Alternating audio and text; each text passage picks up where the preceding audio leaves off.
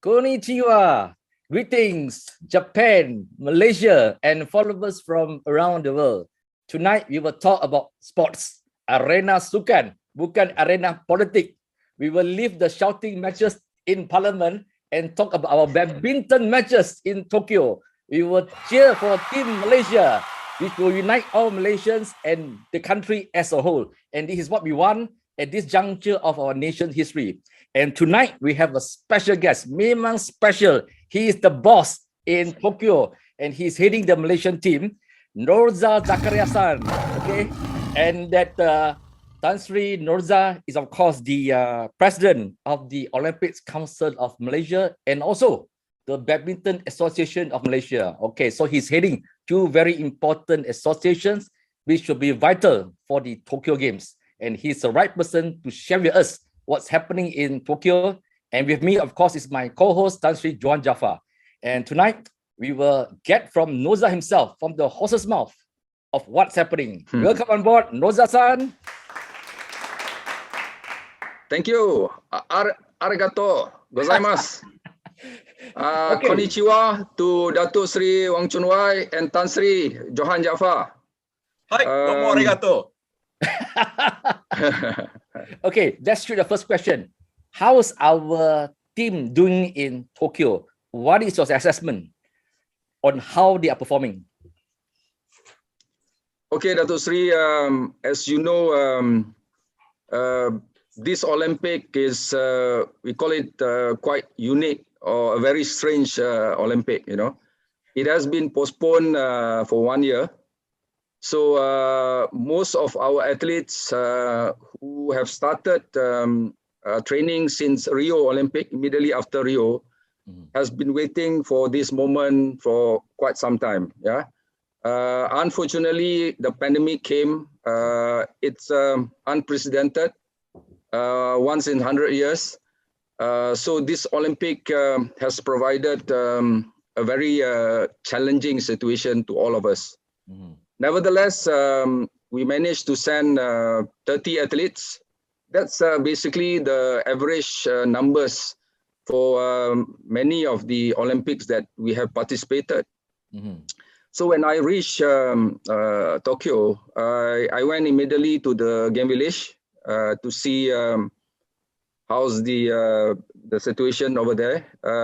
Actually, the game village is very impressive location. It is originally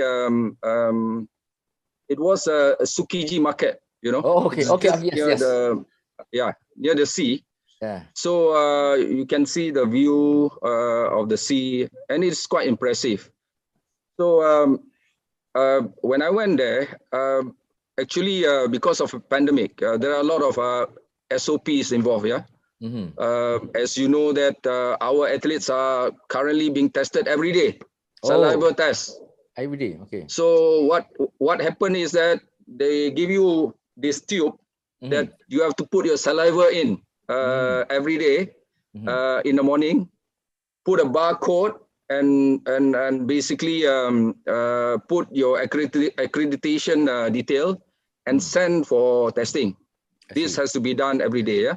That's one. Second, you have to, of course, mask all the time. Yeah, mask all the time, and you need to have that kind of physical distancing with other athletes. If you go in the game village, you actually, when you are in a dining situation, they have all these, you know, sort of barricades. Yeah. Hand sanitizer everywhere. What are they doing about COVID? Hand washing stations.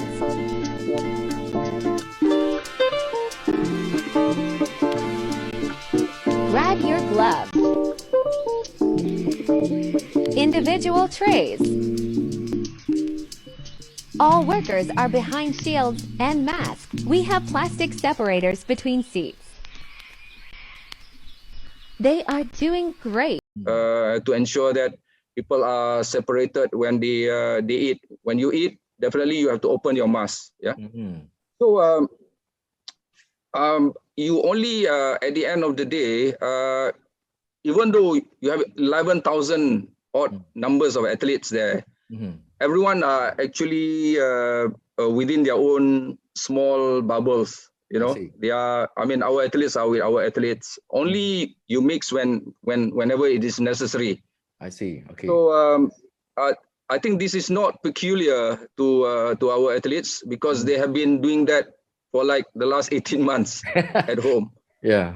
So they call it the new world, the new norms. But I think the spirit, however, nevertheless, because they are our ambassadors, the 30 of them are our ambassadors. They bring the pride and the glory of all of us, especially Malaysian, stuck in this very depressed and gloomy, situation at home. So I think they know their responsibilities, and I think I'm super proud of my athletes. So Tan Sri, you have the Games Village, and also you have the Olympics Hotel. And for those people who are not in the village, when they go to the sports venue, so they will still need to do this every day, the testing every day. Yes, actually, people like us, the administrators, who stayed at the Olympic Hotel, for instance, it's actually a separate bubble too. For me, prior to departure, my activity plan has to be approved by Japanese government. Because unfortunately, all of us Malaysian under category 2, where they define us as a country with the variant of concern. I see. So actually, I have to do the saliva test also. I have to adhere to whatever the similar SOPs that basically has been put on the athletes and the coaches. So it's quite the same. So we have to forget about going to factory outlet. We have to forget about going sightseeing. It's purely national service, bro, at this time. Yes. Tan Sri, John? Okay. Tan Sri, watashi wa Nihongo skoshi. Sikit boleh. Okay. I want you to give us an overview of how's the mood in Tokyo and in Japan as a whole. I think it is important for our viewers to know. Yeah, I think if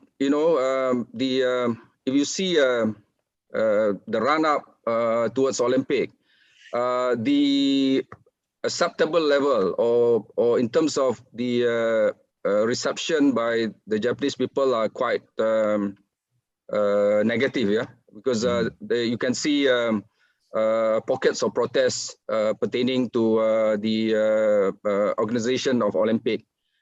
But Tan Sri, once the now Olympic has started, it seems that the people of the Japanese people are basically slowly accepting the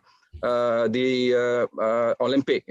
So you can see the support has increased tremendously, and people are really looking forward, especially the people in Japan are rooting for their athletes. That's one. Second is that even though you see in Tokyo itself, it's not like the funfair, the carnival atmosphere, but Japanese they are really first class people. They are having first class attitude and discipline. We are all feel at home because of that, that resilient, accepting that we are in a very difficult period, and we basically we salute the Japanese people that always there are a lot of challenges and also difficulties through their history. That includes this pandemic. But they are strong people, and I think it gives some sense of relief for people like us that even though it's during pandemic, it is cushioned by having it in Tokyo instead of other places. Yes. Okay, Tan Sri, I would like to ask you another question about before I go into the real issue that we are talking about, like the Olympics. Yeah. Is the Tokyo as bustling as it always is, or it is now almost like Kuala Lumpur, for instance? There's not much life there. Not really. It's quite the opposite. I think even though they have declared sort of state of emergency, but it's only relating to health emergency. Yeah. But as far as the other activities, it's going, it's proceeding like normal. But it's just that most of the shopping malls are basically closing earlier, like 8 o'clock, But the rest, I think we can see that it is still, quite busy in Tokyo as far as the traffic and people doing their daily activities. Okay, Tan Sri, So, what are your hopes this time? Bringing 30 athletes during a very difficult time, and of course they are trained in a very difficult circumstances, lah. So, what are your hopes? Is there any particular target that you would expect from our 30 athletes? Okay. As you have pointed correctly, it is I would say, a very difficult and painful journey for our athletes. Yeah. For them to make it, the 30 of them, for this Olympic, it is definitely a very it's a superb achievement, for our athletes. I will think that because when I say it's difficult, Tan Sri, you will understand that prior to Olympic, a lot of tournaments, especially the qualification tournaments, has been cancelled or postponed. Yeah. So they every time when in a normal situation, we have to deal with physical conditioning of our athletes. But because of this pandemic, not only that we have to address the physical issue, but it's also mental issues. Yeah. Correct? Because with this lockdown, MCO, EMCO, back to MCO, there are a few lockdowns along the way.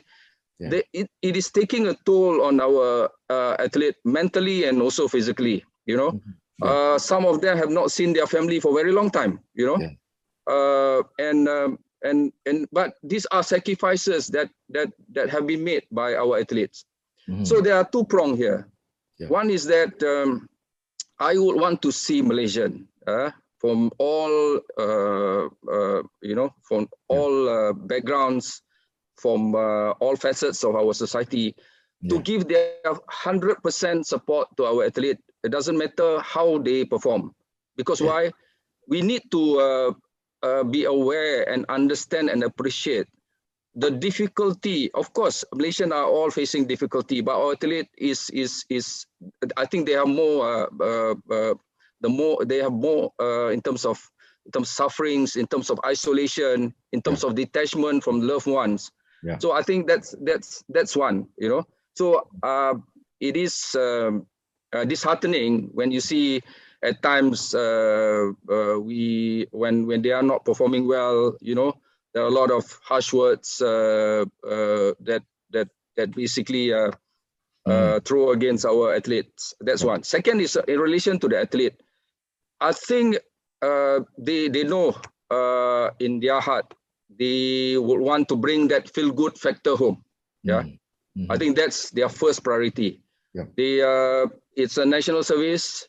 They are going out there giving their full. Their best, understanding that they don't have that normal situation to train, to compete competitively. So I think morale is high, even though with all this very painful and difficult journey. And kudos to them, because when I see them, they actually orang kata dalam dalam kegembiraan itu actually there's a penderitaan inside that I think we all have to appreciate and share. Correct. I agree. Tan Sri Norza, I mean that we have seen Yeah. some of the very cruel and unkind comments that's been posted on social media against the mixed doubles teams. I know for a fact that both players in the mixed doubles team, they have not seen their family for months. And in fact, that the male player actually stay only a very short distance from the training area, and he can't go back. And of course, we know that none of them will become super rich in these games. When they reach a certain age, when they retire, they have to look for jobs, and we know how painful it is. But granted the fact that it has been difficult getting to the Olympic Games, the lack of training, and the results of insufficient competition to get them to be on peak. We have to have also got to accept the fact that sometimes our Malaysian team, we have the issue of inconsistency.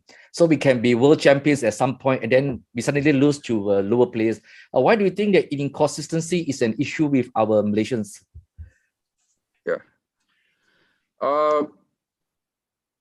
Dato' Sri, I think that's a very good point. One thing for sure, I think we have underestimated the role of sports in our life. That's why recently, last few months or last year, I was the one who promote pension scheme for our athletes, for our Olympians. Why did I eagerly pursuing that cause?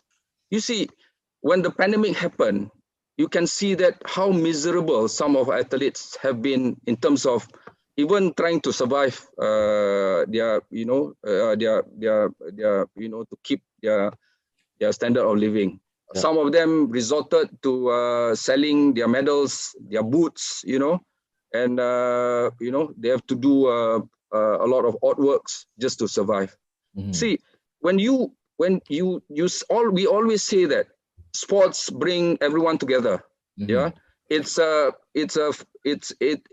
a component that the only component I think that can instill unity. It doesn't matter from what background you come from, whatever races, whatever religion. But when our athletes are playing, you can see that everyone glued to the TV. People are become one. Malaysian for that particular moment and instances become one. But what did we do for sports? You see, do we at the end of the day, when a children or a parents when they think about putting sports as their career, is there a safety net? Because is there a proper structure looking at the welfare and the well-being of our athletes? I think it's time when we said we have to, walk the talk, so to speak. So when these athletes basically went out, not knowing what will be their future and giving all their best, and at the end of the day receive this kind of backlashes or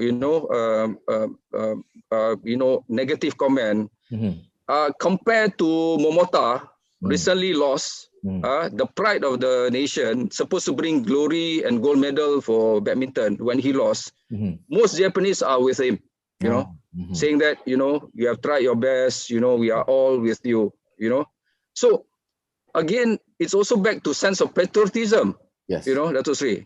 Are we patriotic enough to always, because of the lencana di dada, doesn't matter what happened, we always treat us as one.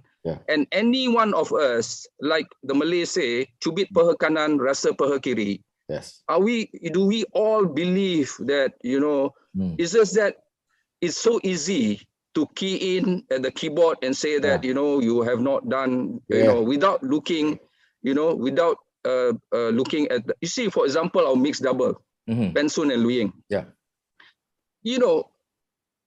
Last in Rio, they won silver for us. And everyone saying that, you are our heroes, you are our heroine, you have done very best to our country. We are proud of you, And the fact that, they can just retire and have a good life, but what they do?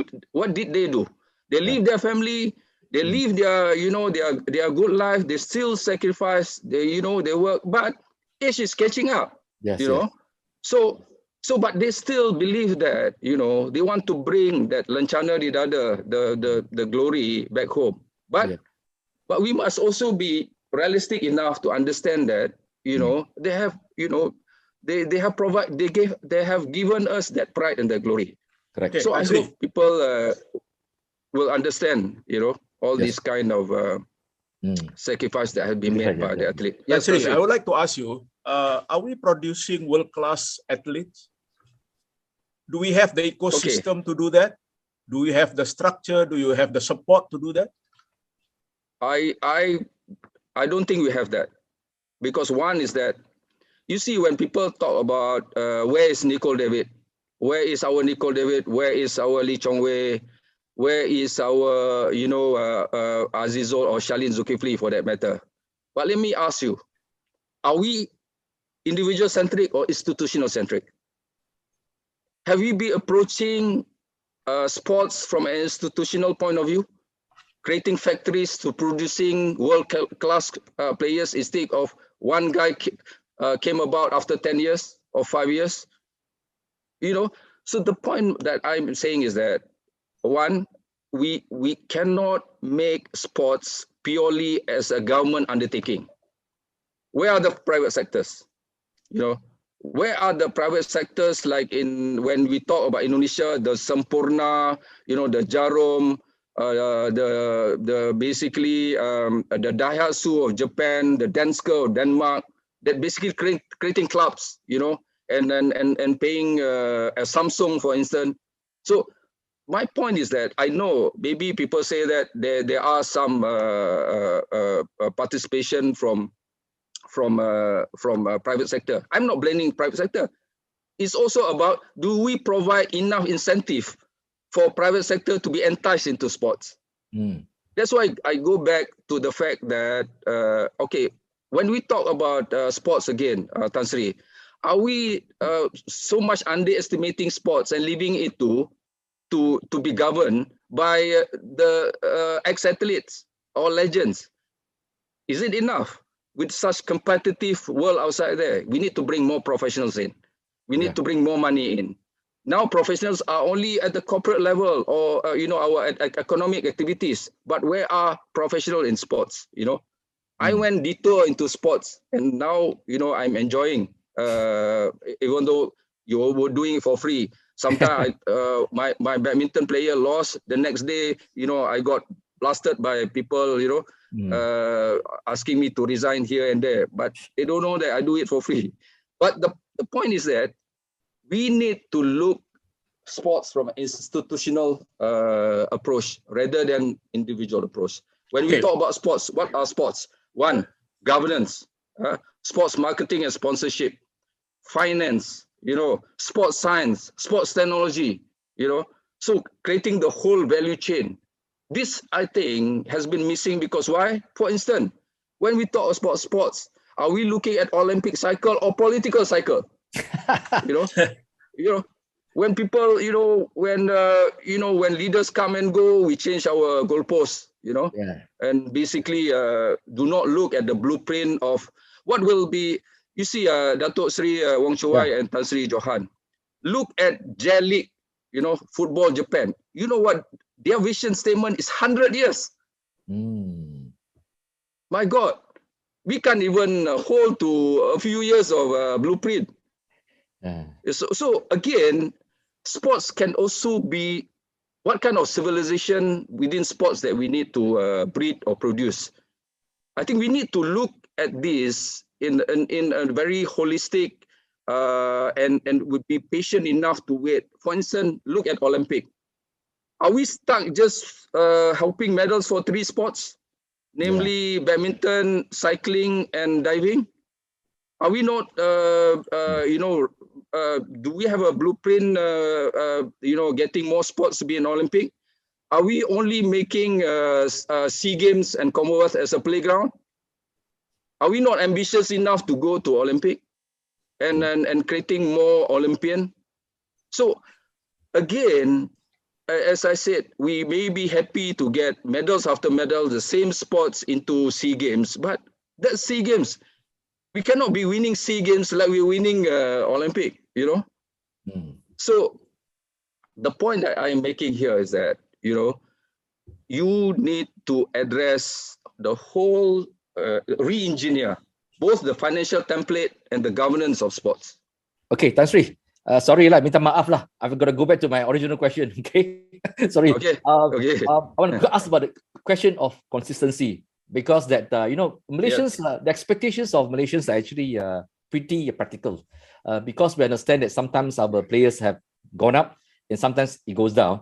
But unlike other countries, maybe as you said that you explained the ecosystem and the support system, which makes them provide them the ability to concentrate fully on their games and the performance, unlike our Malaysian teams with all our issues, you know, and shortcomings. But still it comes back to the question of the consistency, and perhaps that people even say that we always like that killer instinct. And the result is that we have the elusive gold medal. When I look at the Chinese players, my God, they look so fierce, man. I mean, they look like they got killers, man. Some guys from some Chinese movies, what our guys looks like the nice guys, okay? The nice guys character. Why do we lose that inconsistency and that killer instinct? I do agree with you. Our issue is basically inconsistencies in terms of performance, yeah. But if you look at the issue, we have to address a lot of main issues to address this. One is that, are we producing a younger generation or athletes that basically have high level of sense of patriotism, the love for the country, that will do anything for the country. Do we invest in personality and character? Athlete that basically are conqueror, fearless, you know, brave, hungry, you know. So I think if you look at all these things, it also go back to our education system. You know, are we putting sports as a priority? One. Second, do we inculcate that this kind of competitiveness? I'm talking about sports science, sports technology from the very beginning, not when you inherit them post-school system. So you know, that's why, you know, now, for instance, I'm the president of BM. I'll tell my management now, you only invest on those guys who have that kind of personality and character. You know, look at Aaron, and so, you know, look at Lizija. These are the new breed. Look at Peli and Tina. You know, these are new breed. Look at Kisona and Gojiwe. These are new breed. Absolutely. So I am into moving this. One is that we look at institutional. We don't really need one legendary figure or one guy who's top 10, who was number 1 in the world. We need a factory that producing consistently world-class players, world caliber, top 10, top 20, many of them. One. Second is that we need to, as I said, to approach this sport from a system that built to last. Not if I go from BM one day, then it goes back to, because why? For instance, BAM, Datuk Sri. We've been hiding behind ChunWai for 10 years. Correct. Did anyone look at the development at the states? Correct. Did anyone look at whether we are embracing? Because why? When badminton offer 5 gold medal, everyone start investing. All countries start investing. Those countries that last time was not a badminton nation has invested, because why? There's a 5 gold medal there. So we may be lagging behind, because why? We always live in the glory days of the past.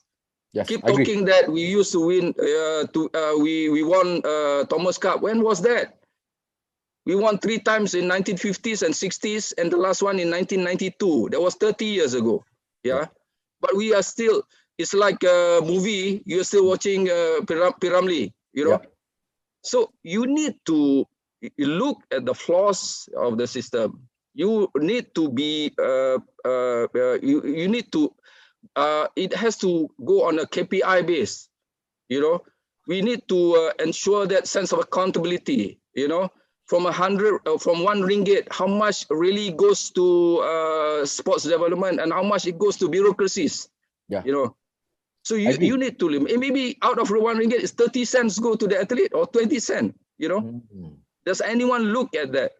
So again, back to I know the word is inconsistency, but if you look at it, okay, in relation, let's say I know you where you're gonna hit your question to. For instance, Mekwan and Mayan, yeah. I think our women's double, as I said, they are not doing too bad because they are not top 8 or top 10 in the world. They basically lost to a very high ranking players, the Poli and Rahayu from Indonesia, which is number 6 in the world. They lost to number 1 in the world, but they nearly they brought the number 1 to rubber set. So I think we should give credit to Mekwan and Mengyan. Back to Pensun and Luing, as I said, they have left BM for I think around 2 years ago.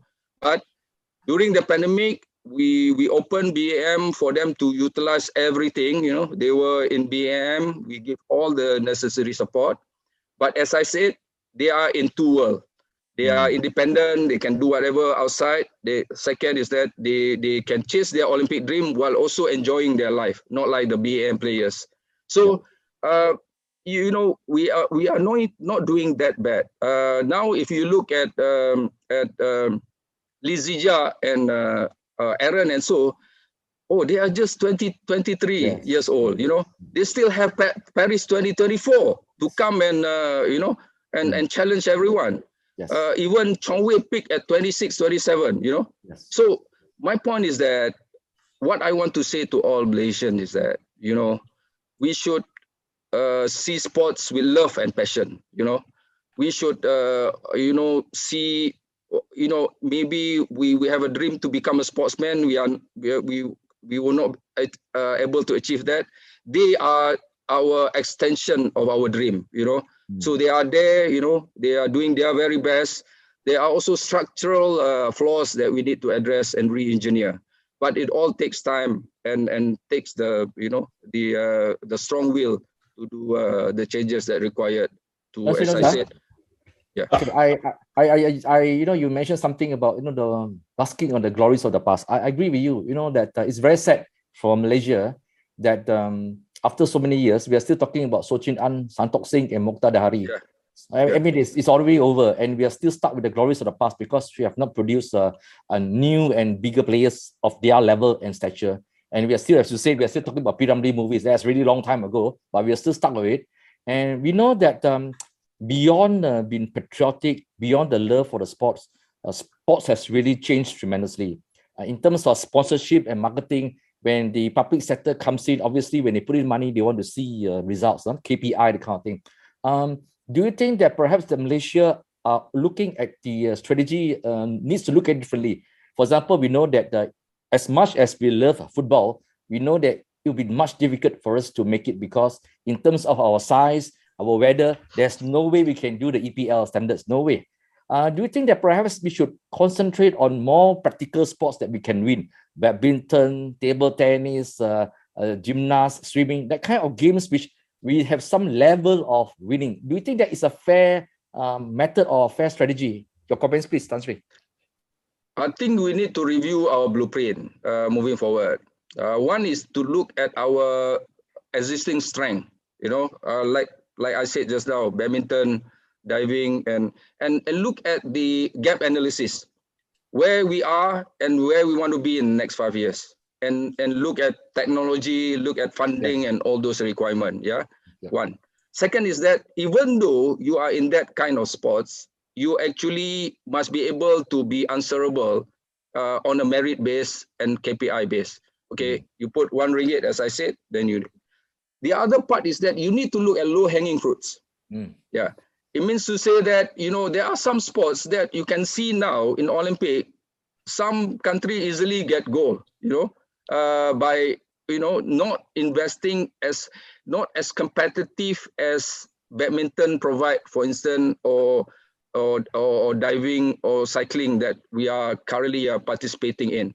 So, but gap analysis and then this medium to long term approach, because why we cannot create sportsmen at the Olympic level in one night. We need to build even your TID, your talent identification program.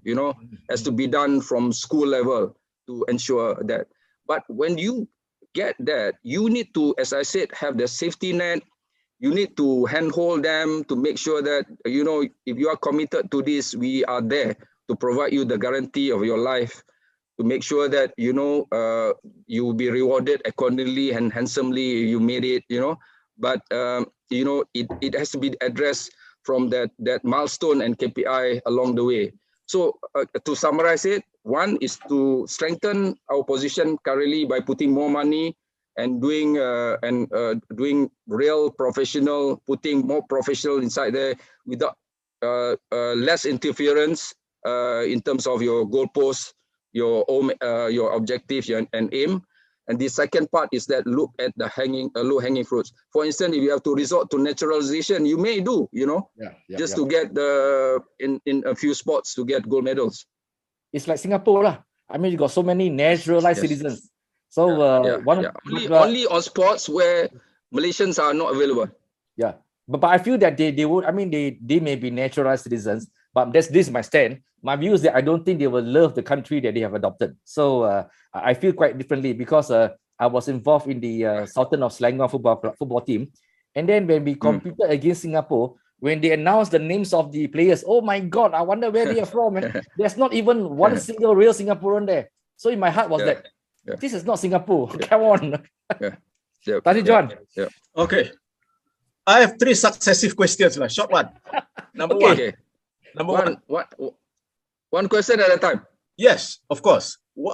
Okay, look at the Chinese, look at the Korean, look at the Japanese, look at the Indonesian. What is that they eat that we don't? What is that? What is that their discipline that we have not been utilized? Basically, we were almost like at the same level at one time. In the 50s, we won against the South Korean. We won against others, and then suddenly they are very much ahead. You look at what the Koreans have done. Even in Winter Olympics, they are competing and they are winning medals in Winter Olympics. What happened actually, Tansri? Tansri, that's also a very good question. When I came into BAM, I just give you an example. There was one time I took in Morten Frost, right? Okay. So I told Morten Frost this. When you treat Malaysian as Malaysian, don't treat Malaysian as Danish. You know what I mean? Because Malaysian has these issues that I said earlier, where, in terms of the level of patriotism, the level of the personality and the character, like you have rightly pointed just now. When you look at the Korean, the archer, if you look at the TV, they are 17 years old and 20 years old. When the going gets tough, the toughs get going. They're at the very important point where you have to decide the gold medal. That's where they do the bullseye, That's why they hit perfect score. Where, for instance, when we talk about, sometimes we will talk about our athlete, we are worried when, of course, it's difficult for them to catch up when they are trailing. But when they are leading, they cannot hold to their lead, Because, again, we have to, all of us have to go to this route of whether it is education, it is our whether we are all as strong in terms of our our sense of patriotism or not, whether we are willing to like die for the country, you know, not necessarily we are talking about war. Sports is also the same. Yes. That's one. Second is that whether we have engaged the right sports science and sports technology or not. Do we have a world class of psychologists? Do we have a world class of trainer and coaches that basically understand Malaysian? As I said, you need to understand Malaysian in the Malaysian way of sight, you know. Yeah. Because I think it goes back to, as I said, most of our athletes are they pampered, for instance? Are they just contented with their life, you know? Are there anything to look forward to, you know? Are they ambitious enough? Are we agree with cukup makan? Okay, SEA Games is enough. I don't need Asia Games or Olympic. So that's why my argument is that don't leave it to ex-athletes or legends to run sports. We all have to come in. Yes. If we love the country, if we think that sports is it's the only component left to unite everyone, let's work for it. Both from financial, from the professional, the human resource, and all those things. We have underestimated sport for a very long time, and yet we are saying, you know, we won the gold medal, the elusive gold medal. It's not as easy as that, Tan Sri. Okay, my second short question. After 97 years of trying, the Philippines got their first goal, and this first goal is from Hedilin Diaz. But the most important point here is that this guy Diaz, was trained in Malaysia. In fact, he was training at Kampung Kesang Tua, Jasin. You see, look at how conventional things are, and suddenly he got a goal. We have been participating in Olympics for quite a while, and we have yet to see goal. So, what is your thinking about this, Tan Sri? Yeah, one is that Tan Sri, the Olympic Tokyo is just halfway. We have another 7-8 days. Okay, we may achieve that goal. Yeah, the same with Philippines. Philippines has got a goal at the early stage of Olympic Tokyo. Yeah, so let's not give up yet on our basically our attempt to get the goal. That's what. Okay, I agree with you. Second is that second back to what this Diaz. We have closely basically in terms of our cooperation with the Philippines, when they requested for assistance, vaccination, we have assisted our fellow friends, our SEA Games member. So, for instance, weightlifting, we used to be, very strong in weightlifting. But along the way, I think there's an issue of doping, all these things. But I think the new management are looking at this weightlifting our weightlifting sports to rejuvenate back. But putting aside that, that's why I said with Datuk Sri RealChunWai just now. Yeah. We have to look at all the sports, the low hanging and our existing strength in that 3 sports, and also to enhance this, because in this Olympic, Tan Sri, 30 athletes represent 10 sports.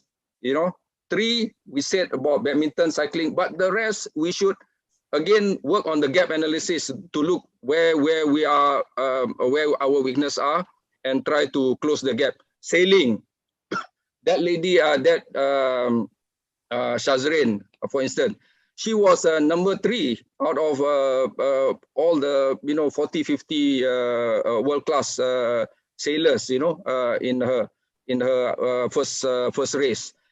We look at our archer from Segamat, the lady Shakira. She is she nearly beat the silver medalist archer from Russia. So I think the rest of the 7 sports, we need to put more investment. We need to put a lot more effort for that investment. Okay, Johan, last my question. third question. Last, huh? Last, okay. My last question. Tan Sri, Yeah. I would like to remind you or bring your to your attention a wonderful movie about sports. This is Chariots of Fire, a movie that was made in 1981. This is a Yes. story between Eric Liddell and Harold Abrahams. You see, Harold Abrahams is a very determined athlete. So he lost his run when he was running against Eric Liddell. You know, and he was frustrated. Even he got number 2. What did he say? He said, I don't compete to lose. I compete to win. You see, the thing is, our athletes have been going to the Olympics. They have going almost everywhere. And the argument has always been that we must participate in this. We must get the experience, you know. So don't you think it is about time to rethink the whole psychology and the whole mindset and the whole psyche of athletes that we inculcate into them, as you have rightly put it, to make sure that they win and nothing less than winning?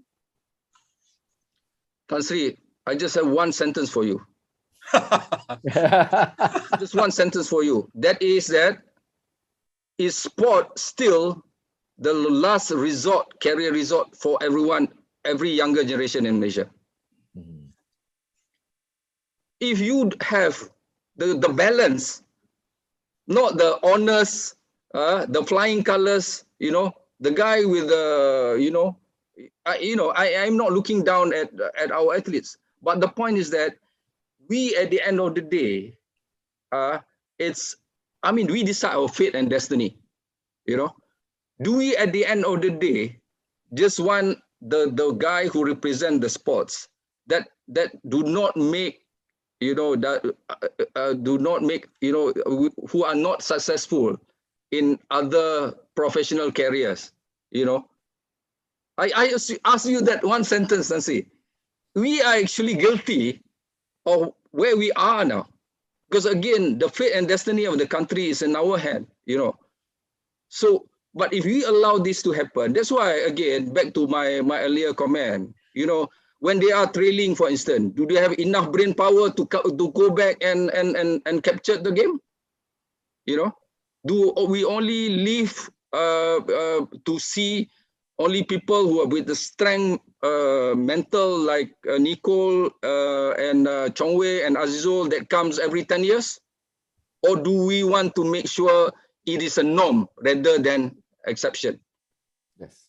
So I think we need to embrace the new financial template, the new investment in technology, getting the world class here to build the right institution that build to last, that have 100 years, 50 years of blueprint that will not be changed. We change our sports policies, we change our education policies. So where because this is people, people say it's our own, we charted our own demise. Thank you very much, Tan Sri. We have come to almost 1 hour. That's longer than many of the matches in the Olympics. Okay. And I think that Tan Sri, thank you for sharing us. Obviously, that from our conversations, we know that sports development has changed so much. In the past, it was just pure talent and just pure interest in the game. But that has all changed.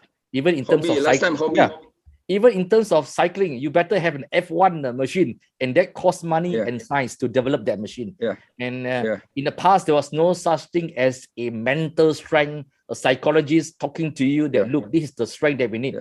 All this will not happen if we do not have the right enough people, or do not, as you said, we need a blueprint to look at where we should go, where we can support, where we can win. So much has changed, and that can only happen if we have the support of the government.